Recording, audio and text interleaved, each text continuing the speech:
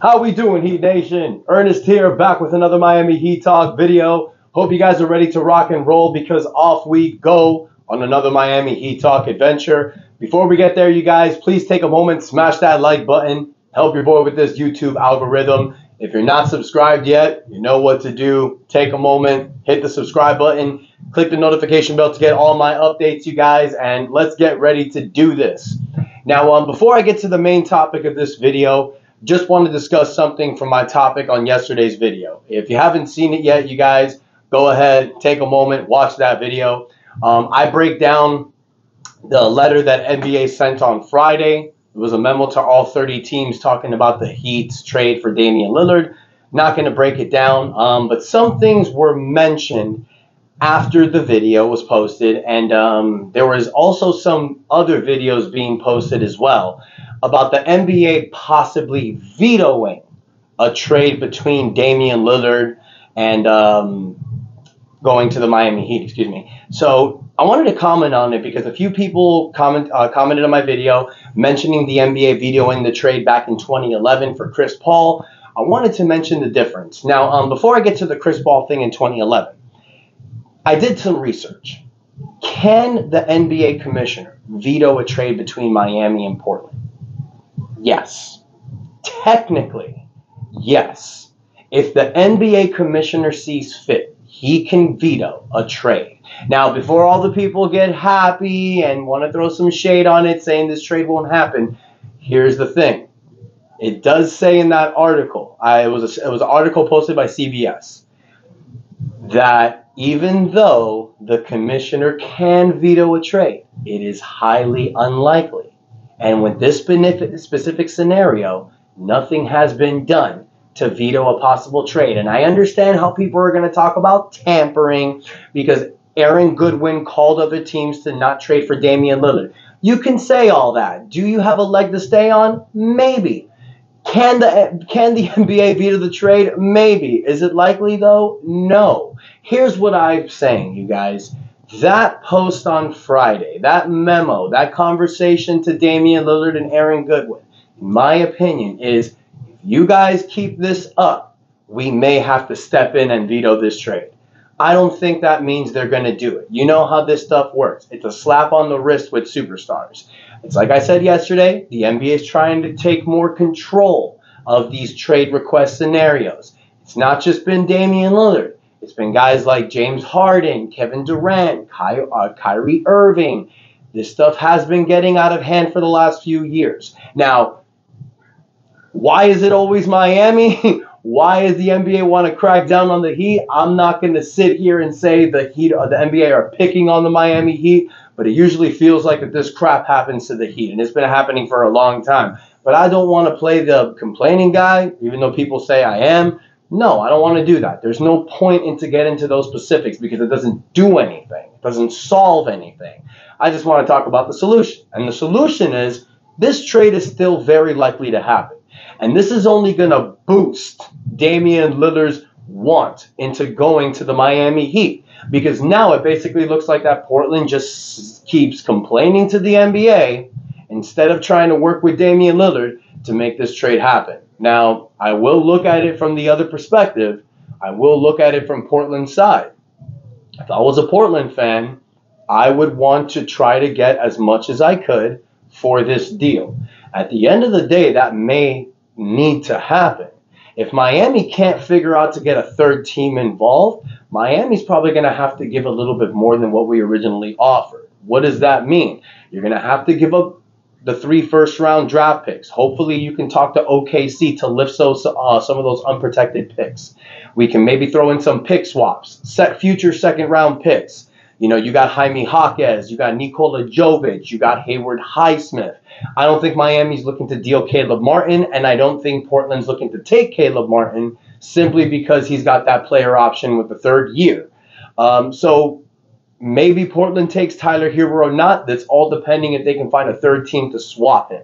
We've talked about different offers before, but it's like I said, the Heat don't want to basically bet against themselves. If there's not another offer out there, it makes no sense to go all in.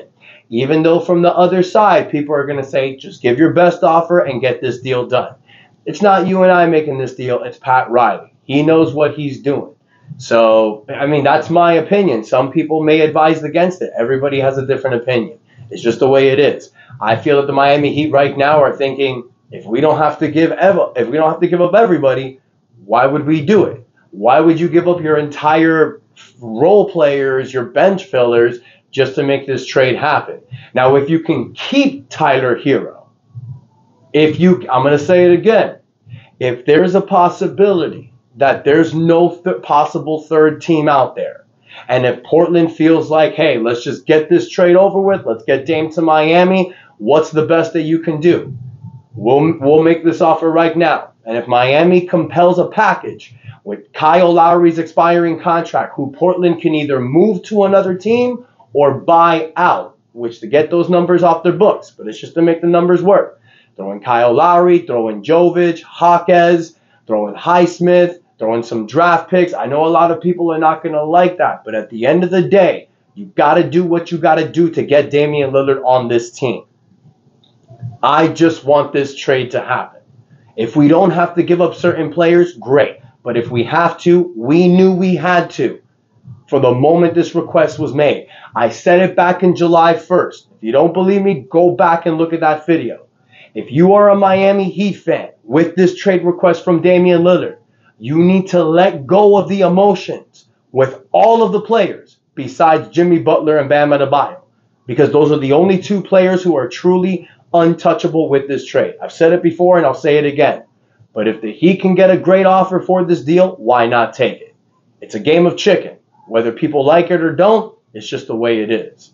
Now, moving on from Damian Lillard, because I know we talk about that every video. It is the great topic of the Miami Heat right now. But there is a little bit of stuff going on as well. Nothing recent as of today. But something I wanted to talk about, you guys, and I wanted to get your opinion. If we make this trade for Damian Lillard, which I believe is very likely, but let's say we make this trade for Damian Lillard. Let's say we're not able to get a third team involved. So now we're going to have to include several players. You may get Yusuf Nurkic in the trade. I think that is something that the Miami Heat may have to do to entice Portland to make this deal. Take that 3-year, $54 to $56 million contract off their hands just to entice it a little bit more. Let's say you have to do that. They got to make the numbers work somehow. Hopefully they can get a third team involved to sweeten the pie, but let's say Miami has to do that. Or let's say they don't. Let's say they have to give up 4 players, draft picks. Now you're going to have a lot of roster spots available. So it's really depending on what type of deal is made. But you know, as of right now, the Heat have 13 roster spots. 2 are available. After this deal is done, Miami could possibly have 4 open roster spots. Since we're over the cap and possibly will be a second apron team, you can only sign minimum players. So now you're going to have to fill out your rosters with either minimum players or possibly another trade. Since you will keep Duncan Robinson on this team, possibly. He may have to go to Portland, but you'll hear Portland fans say they'll never take him. So let's say, for example, this trade is made and Duncan Robinson stays. That's this example. We need to fill out this roster. How would we do that? Well, there's a few things that have been going on out there. I don't know if you guys have noticed. I'm curious if you guys would be interested, Heat fans, in bringing back some of the old Miami Heat culture players back to this team for a shot for them to have some redemption in their career. Certain players I want to talk about. There was a guy that put a post recently with Josh Richardson. We all know him. Justice Winslow. Justice Winslow's a free agent. He was with Portland. He's had a I don't want to call him the best years. Recently, he was pretty productive, but he hasn't had as good years as he's had with the Miami Heat. Posted something with Josh Richardson saying Rook 1, Rook 2 with some eyes emojis. What do you guys feel about bringing Justice Winslow back? Kind of like for the minimum like we did for Josh Richardson. This is a guy who can play positions 1 through 4. He knows the Miami Heat system. Great relationship with Bam Adebayo, Josh Richardson, Eric Spoelstra. I remember back when we traded for Jimmy Butler in 2019, I was super excited to see Jimmy Butler and Justice Winslow on the floor together. I thought Justice Winslow's game kind of mirrored Jimmy Butler style. Wasn't great at threes, specialist on the defensive floor, animal on the offensive end, just needed the team to give him an opportunity. Now, we saw Justice Winslow struggle a little bit with the Heat his first 2 years, well, his first year out there. But 2017, 2018, not so good, but 2017, he had a productive year. 2019, he was the starting point guard. He averaged 12 points, 5 rebounds, 5 assists. I'm not saying he's going to have those numbers with this team, but Justice Winslow could be a guy that can come off the bench, help us, especially with some certain players have some injuries. We know guys like Jimmy Butler, Kevin Love, they're not going to play full 82 season games. If we keep Kyle Lowry, him as well, even though a lot of Heat fans don't want to keep Lowry, but that might happen. So this is, we need to plan for this stuff. We need to get certain players that can help us now. Justice Winslow is one. Another is Goran Dragic. We've talked about him before. I know a lot of people aren't fans of it. He's 37 years old. People called him old and washed up. I don't think that's the case. He knows this system. This is a guy that can give you 15 to 20 minutes in a game. He still has his legs under him. Last season, coming off the bench, he averaged almost 7 points, 3 assists, shot 36% for 3. If we trade for Damian Lillard, I don't see why Goran Dragic can be the backup point guard. And then if you have Justice Winslow, maybe you bring up a Jamari Bouye, you have some options there. We know that if we trade for Damian Lillard, we're going to be a second apron team. We're not going to have a lot of options in free agency. We're talking about Christian Wood. He still hasn't been signed yet, but we need to think about other options as well. These are guys that know our system. Another guy, Derrick Jones Jr. Derrick Jones Jr. is another guy. He had a great run with us in the bubble. This is a guy who could play the 3, the 4 position.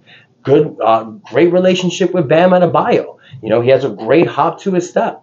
Knows the Heat system. Now, another name that's been floated out there, I don't think this is possible because he's already on a team, but there have been rumors about a possible trade for Kelly Olynyk. Kelly Olynyk's currently with Utah, which is the team that's ran by Danny Ainge. I don't see any Miami-Utah deals. There was an idea floated out there, Duncan Robinson and a future second-round draft pick or a pick swap for Kelly Olynyk. I don't think Utah does that simply because Kelly Olynyk's on the last year of his contract and Duncan has 3 years left. I would not see why Danny Ainge would do that. But Kelly Olynyk's name's been floated out there, so I wanted to ask you guys as well. So take a moment, you guys. Let me know what you think in the comments. Is there anyone from these names that you would like back in the Miami Heat? Or maybe there's someone's name who used to be a culture player with us that I didn't mention. Maybe you want to see Hassan Whiteside back here. Maybe you want to see Dion Waiters. Maybe James Johnson. Maybe you're a guy who really liked Rodney McGruger.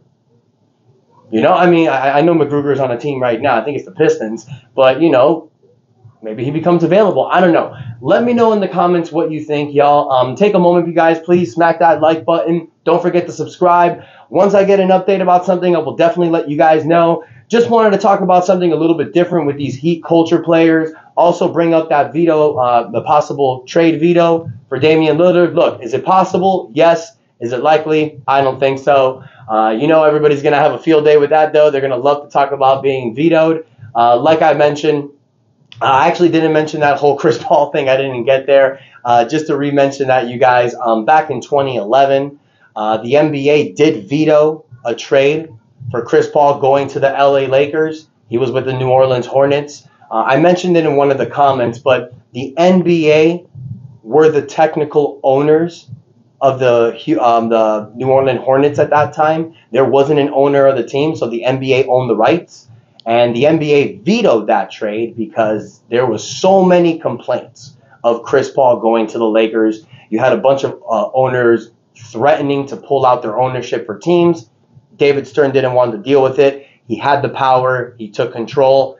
And then Chris Paul was traded to the Clippers. So could it happen? Yes. Will it happen? I don't think so. But let me know what you guys think in the comments. Thank you guys so much for the love and support. And until next time, your boy Ernest out. That's enough said, and let's go Heat.